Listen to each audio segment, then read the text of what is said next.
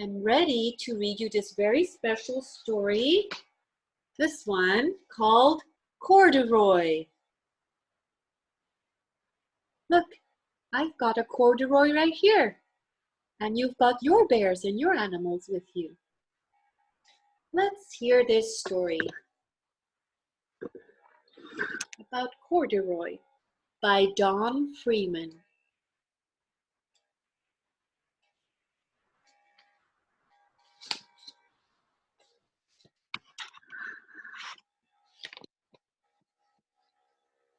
Corduroy is a bear who once lived in the toy department of a big store.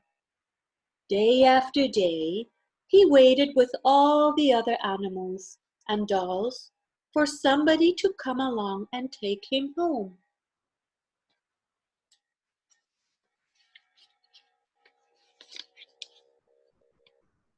The store was always filled with shoppers buying all sorts of things, but no one ever seemed to want a small bear in green overalls. Then one morning, a little girl stopped and looked straight into Corduroy's bright eyes. "Oh, Mommy," she said, "look, there's the very bear I've always wanted." "Not today, dear," her mother sighed. "I've spent too much already. Besides, he doesn't look new.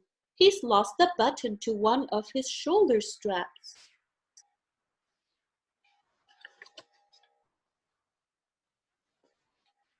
Corduroy watched them sadly as they walked away.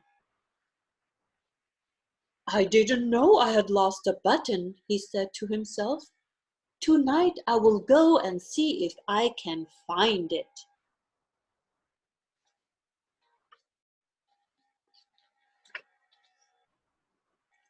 Later that evening, when all the shoppers had gone and the doors were shut and locked, Corduroy climbed carefully down from his shelf and began searching everywhere on the floor for his lost button.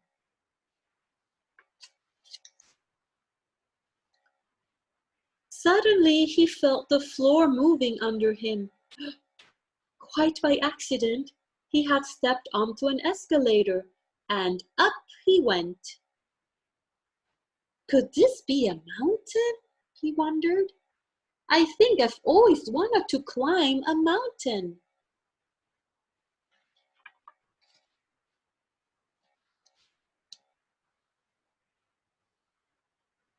He stepped off the escalator as it reached the next floor, and there before his eyes was a most amazing sight. Tables and chairs and lamps and sofas and rows of beds. "This must be a palace," Corduroy gasped. "I guess I've always wanted to live in a palace." He wandered around, admiring the furniture. "This must be a bed," he said. "I've always wanted to sleep in a bed." And up he crawled onto a large, thick mattress. All at once he saw something small and round. "Why, here's my button!" he cried, and he tried to pick it up.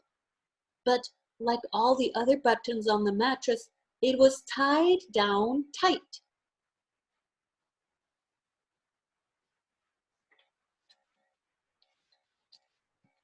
He yanked and pulled with both paws until, pop, off came the button, and off the mattress Corduroy toppled, bang, into a tall floor lamp.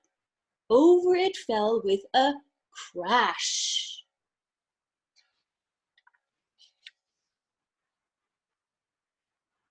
Corduroy didn't know it, but there was someone else awake in the store. The night watchman was going his rounds on the floor above. When he heard the crash, he came dashing down the escalator. "Now who in the world did that?" he exclaimed.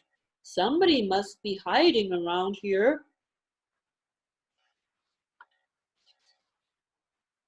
He flashed his light under and over sofas and beds until he came to the biggest bed of all, and there he saw two fuzzy brown ears sticking up from under the covers.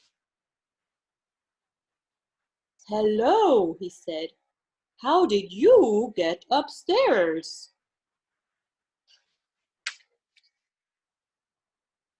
The watchman tucked Corduroy under his arm and carried him down the escalator and set him on the shelf in the toy department with the other animals and dolls.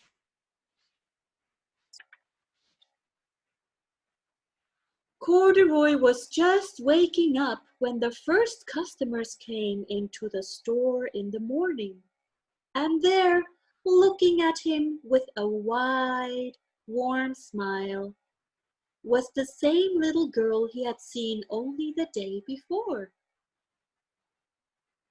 "I'm Lisa," she said, "and you're going to be my very own bear. Last night I counted what I have saved in my piggy bank, and my mother said I could bring you home."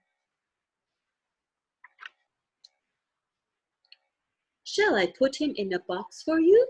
the sales lady asked. "Oh no, thank you," Lisa answered, and she carried Corduroy home in her arms. She ran all the way up 4 flights of stairs into her family's apartment and straight to her own room. Corduroy blinked.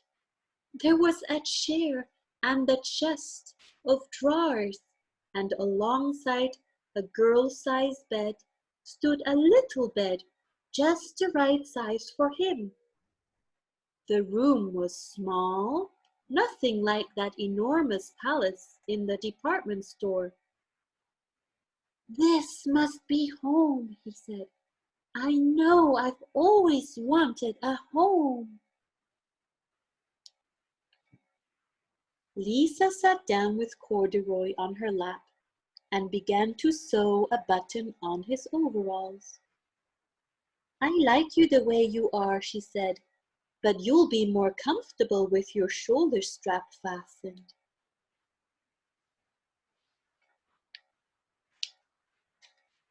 "You must be a friend," said Corduroy. "I've always wanted a friend." "Me too," said Lisa, and gave him a big hug.